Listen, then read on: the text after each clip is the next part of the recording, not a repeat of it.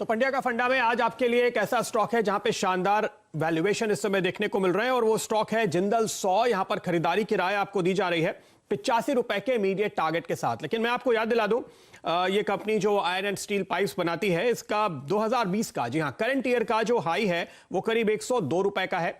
2018 का जो हाई है वो 182 रुपए का है। तो अपने हाई से अभी भी ये करीब करीब 1/3 प्राइस पे ट्रेड करता हुआ नजर आ रहा है। जब बाजार में नए हाईज बन रहे हो उस समय आपको ये देखना चाहिए कि वो कौन से स्टॉक्स हैं जिनमें वैल्यूएशन अभी भी काफी अट्रैक्टिव है, रिस्क रिवॉर्ड अभी भी काफी अट्रैक्टिव है, और जहां पर आपको ये पता है कि अगले साल भर में नतीजे अच्छे आने वाले हैं, परफॉर्मेंस अच्छा आने वाला है, उन स्टॉक्स पे आपको दांव लगाना चाहिए। और उस लिहाज से मैंने ये स्टॉक आज आपके लिए चुना है। इस कंपनी पे अगर आप नजर डालें तो ये वाटर सप्लाई, इरिगेशन, एनर्जी यानी ऑयल, गैस, इन सारे सेक्टर्स को कैटर करती है। खास तौर पे इस समय सावन की शुरुआत हो रही है और आप देखिए पानी को लेकर के जो जोश देश में बना हुआ है वो लगातार आपको बढ़ता हुआ नजर आ रहा है। इनको दरअसल नल से जल स्कीम के तहत ऑर्डर्स मिले हैं और ये आगे भी आपको मिलते हुए नजर आएंगे।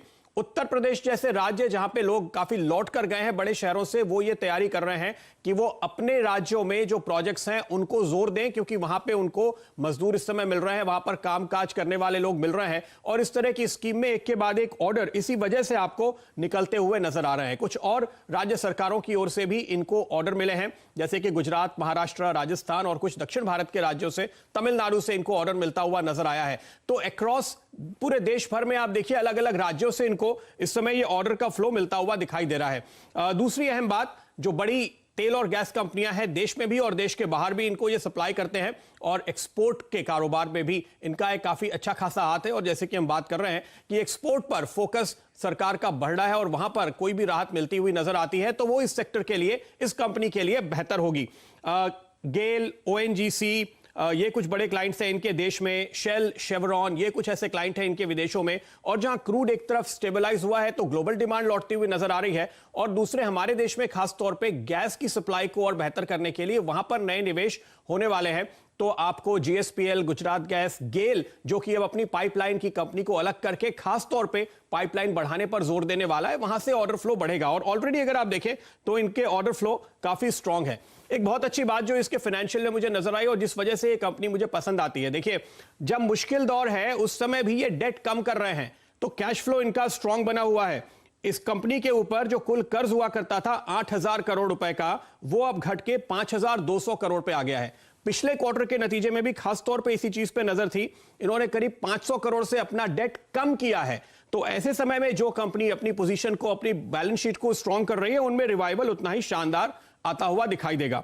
अच्छा, नजर डालिए इनके वैल्यूएशन पे इस समय, तो 11,600 करोड़ रुपए ये इनकी टोटल सेल्स रही है पिछले 4 क्वार्टर की, और इस वक्त इस कंपनी की मार्केट कैप है 2,000 करोड़ से भी कम।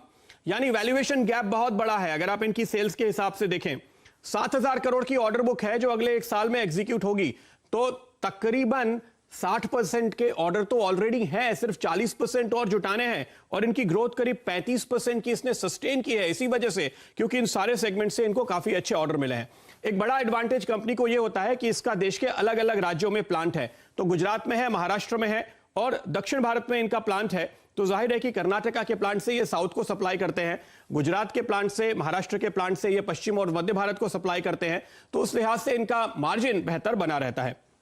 वैल्यूएशन के आंकड़ों पर एक बार फिर नजर डालें और फिर अपने एक्सपर्ट्स की राय लेंगे। देखिए इसकी बुक वैल्यू है 211 रुपए, तो वहां से अभी काफी डिस्काउंट पे है। डिविडेंड यील्ड 3.5% का है, पी है 3.2 का।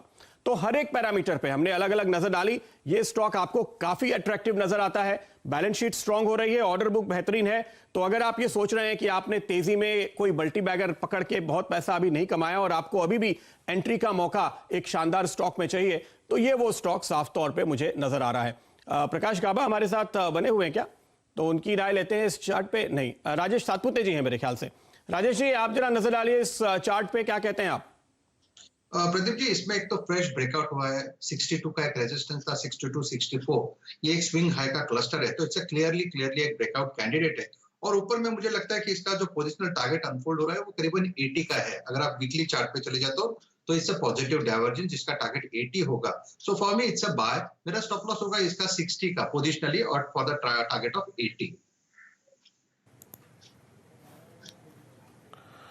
ओके चलिए शुक्रिया प्रदीप। जिंदल सॉ इस वक्त 6430 के स्तर पे करीब ₹3.60 ऊपर कारोबार करता हुआ डे हाई की ट्रैजेक्टरी में लगभग 6% ऊपर।